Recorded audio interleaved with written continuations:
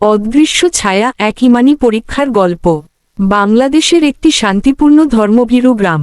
চারপাশে সবুজ প্রকৃতি, পাখির কলকাকলি আর একটি পুরনো কূপ। এই কূপটিকে ঘিরে রয়েছে নানা ভৌতিক গুজব, সন্ধ্যার পর কান্নার শব্দ, অদ্ভুত ছায়া আর শীতল বাতাস। বহু বছর আগে এক যুবক, নাম ছিল মানিক, এই কূপে পড়ে অদ্ভুতভাবে মারা যান। সেই থেকে কূপটিকে ঘিরে নানা রহস্য ও ভয় কাজ করে গ্রামবাসীর মনে। এক বিকেলে ফখরুল সাহেবের ছেলে ওমর ফারুক, বয়স 11, এবং মেয়ে মানসুরা, বয়স 6, মসজিদের পাশ দিয়ে হাঁটছিল। তাদের সঙ্গে ছিল চাচাতো ভাই রানা, ফখরুল সাহেবের বড় ভাইয়ের ছেলে। তারা খেলতে খেলতে কূপের কাছে চলে যায়। হঠাৎ কূপ থেকে একটা কান্নার আওয়াজ আসে। মানসুরা থমকে যায়। ভাইয়া, কান্নার শব্দ শোনো না। ওমর ফারুক সবাইকে নিয়ে তাড়াতাড়ি বাড়ি ফিরে আসে। বাড়িতে এসে ফখরুল সাহেবকে ঘটনা খুলে বলা হয়। তিনি চিন্তিত হয়ে পড়েন এবং বলেন, এই কূপের রহস্য বহুদিনের। আমাদের এখন ইমানি দৃষ্টিকোণ থেকে এর ব্যাখ্যা খুঁজতে হবে। পরদিন সকালে ফখরুল সাহেব গ্রামের সম্মানিত মিজান ভাইয়ের সঙ্গে পরামর্শ করেন। সঙ্গে যুক্ত হন সাহসী শিবলু ভাই, ধার্মিক রিয়াদ ভাই, ফারুক ভাই এবং সম্মানিত হাফেজ বিনয় সিদ্দিকী। সিদ্ধান্ত হয়, এই কূপে সন্ধ্যায় কোরআন তিলাওয়াত, জিকির ও দোয়ার আয়োজন হবে, যাতে ইসলামিকভাবে কোনো অশুভ বিষয় থাকলে আল্লাহর রহমতে দূর হয়। মারিয়াম, যিনি গ্রামের নারীদের ইসলামী শিক্ষা দেন, বলেন, আমরা সন্তানদের ভয় নয়, তাকওয়া শেখাব। ভয়ে কাটে আল্লাহর স্মরণে। সন্ধ্যায় সবাই কূপের চারপাশে জড়ো হয়।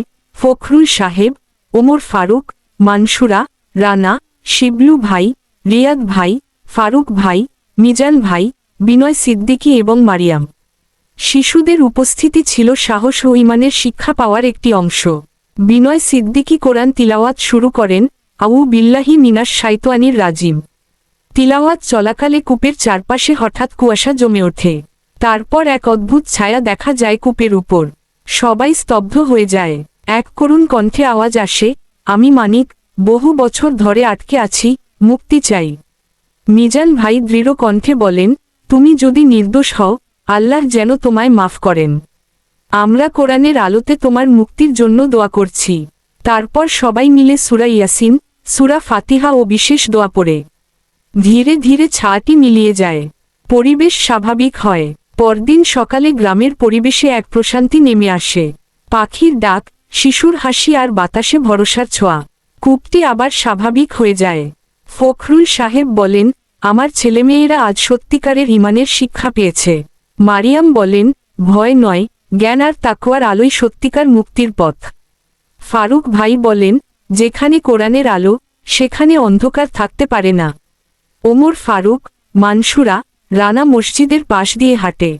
তাদের চোখে ভয় নয়, বরং এক প্রশান্তি, আল্লাহর প্রতি এক অটুট আস্থা। শেষে গ্রামের বয়োজ্যেষ্ঠ এক ব্যক্তি বলেন, ভয় করো না অদৃশ্যকে, ভয় করো গুনাহকে। কোরআনের আলোই অন্ধকারের একমাত্র ওষুধ। ঈমানই আসল শক্তি। চ্যানেলটি সাবস্ক্রাইব করবেন। আজ এই পর্যন্তই। সবাই ভালো থাকবেন। আল্লাহ হাফেজ।